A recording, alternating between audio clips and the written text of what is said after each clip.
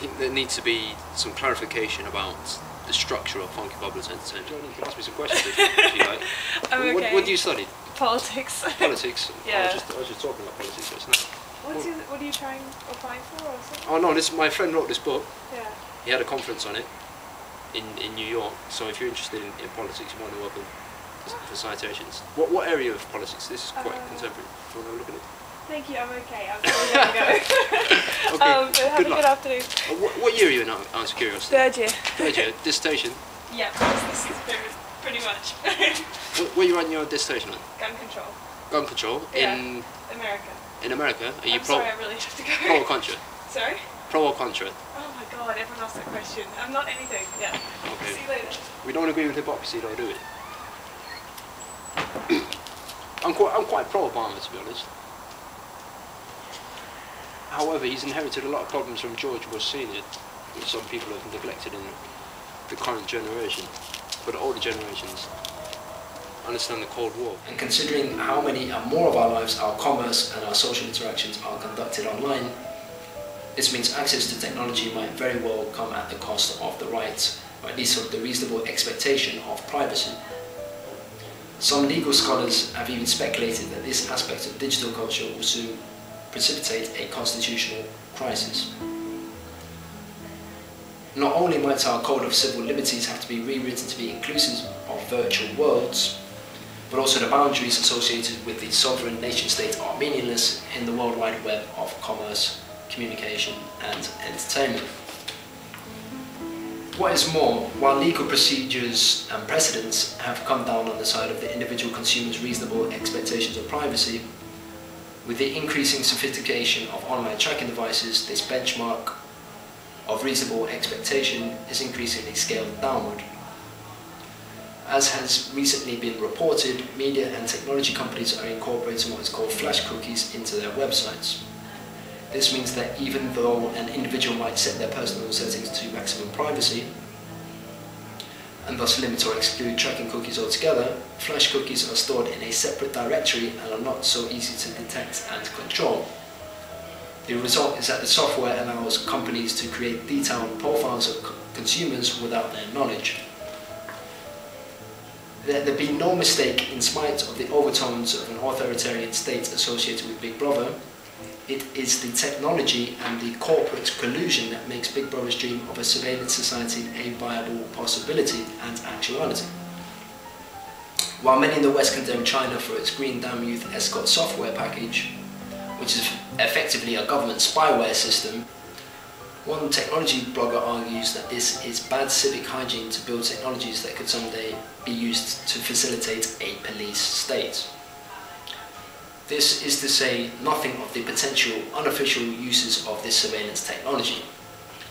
So whether by criminal appropriation or government abuse, it seems a lose-lose proposition. By our increased reliance on digital technology, there is virtually no way to keep the private or personal from bleeding into the public. Indeed, we must push this observation even further with an analysis of digital culture teaches us with regard to the new materialism is that there is no distinction between the private and public from the real and the virtual. And consider the irony here, a generation reared on the Wachowski brothers' Matrix trilogy, whose plot is driven by the struggle literally to unplug from the machine overlords, is now a generation entirely plugged in via various social networking sites.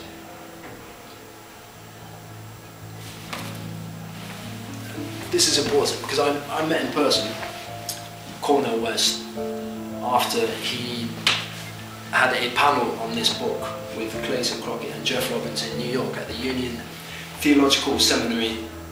They sat down, had a panel, had a critique of the text, which I was just quoting from directly. That was on the 11th of February 2013, and then afterwards he flew over here to Cambridge University and he had 3 seminars on philosophy in the public sphere with M.M. McCabe from King's College London, and the events were concluded by Malachi McIntosh from King's College, fellow of King's College. Now, in between these dates, he went to Sheffield, to the Students' Union in Sheffield, to unveil a painting, and then he came back down to London and he saw Julian Assange, had a private meeting with Julian Assange in the Ecuadorian embassy. And this is important because Julian Assange is known for leaking and hemorrhaging information which is normally withheld from public consumption. So classified information, what you'd have in CIA files, FBI files, MI5 files, MI6 files. MI5 stands for Department 5 Military Intelligence. Military Intelligence, Department 5. Security and Defences. So Cornel West is a pragmatic revolutionary in terms of trying to change our political apparatus. So he's anti-police state, anti-surveillance state. And this is something which is highlighted in this initial chapter, this preliminary chapter by my colleagues Jeff Robbins and Clayton Crockett, which is developed later on in a theological bent. And the actual core of the papers we have for the Othello Publishing Journal at the moment is on Nietzsche, or what I call a paradox of Nietzschean atheism, which coincides with the new radical atheism which is expounded by Crockett and Robbins in this text. And we all work closely together. There's another lady, Catherine Malibu, who had a book launch recently at Lebanon Valley College, which is where these chaps are based. Well, Crockett's based in central Arkansas, and Lebanon Valley College is where Jeff Robbins is head of the department, the theology department, philosophy and theology. But Catherine Malibu is more concerned with neuroscience and neurology. So nanotech in the form of brain hacking, because surveillance can have different forms. You can have neuronal surveillance, which is something which has evolved quite rapidly recently, both in London, KCL, Cambridge University, King's College London. There's lots of people working together with the police and military intelligence agencies who are hacking people's brains directly with nanotech. So synapse activity, to show people physically, when I try explaining these things, it's quite abstract. So people don't understand it until I actually show people physically how the nanobots work and how they attach themselves onto neurons and the synapses themselves to extract data, neural data, thoughts, minds. So that's another part of the police state which is evolving at the moment, which we are trying to work against, hopefully. But that's more Catherine Malibu. She's based in London, University of Kingston. But there's a lot of people here in Cambridge University who love their neurosciences. However, myself, I'm more aligned with the astrophysicists, so people like Sir Donald Lyndon Bell, Stephen Hawking, etc., the applied mathematicians, pure mathematicians, astrophysicists. That's more my circle, and we've probably transcended the neuroscientists, to be honest, because we're looking at dark matter and dark energy. We use the same laboratories, radio telescopes. The MRC, we spent £212 million on the MRC LMB laboratory, molecular biology laboratory.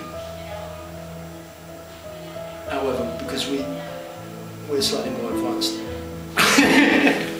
us physicists, we're slightly more advanced than these molecular biologists.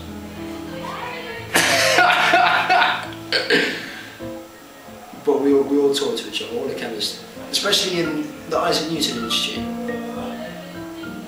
We all talk to each other, mathematics and liquid crystals. And these look like synapses. If we look at this brain here, look at this hemisphere of the brain.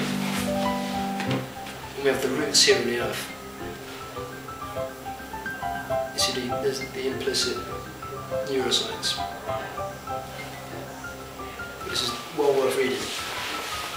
when they publish this, when Clayton Crockett publishes and when Jeff Robbins publishes, they also publish another book, The Lose Beyond the Due, Ontology, Multiplicity and Events simultaneously, and I mentioned on page 10 of that book in the acknowledgements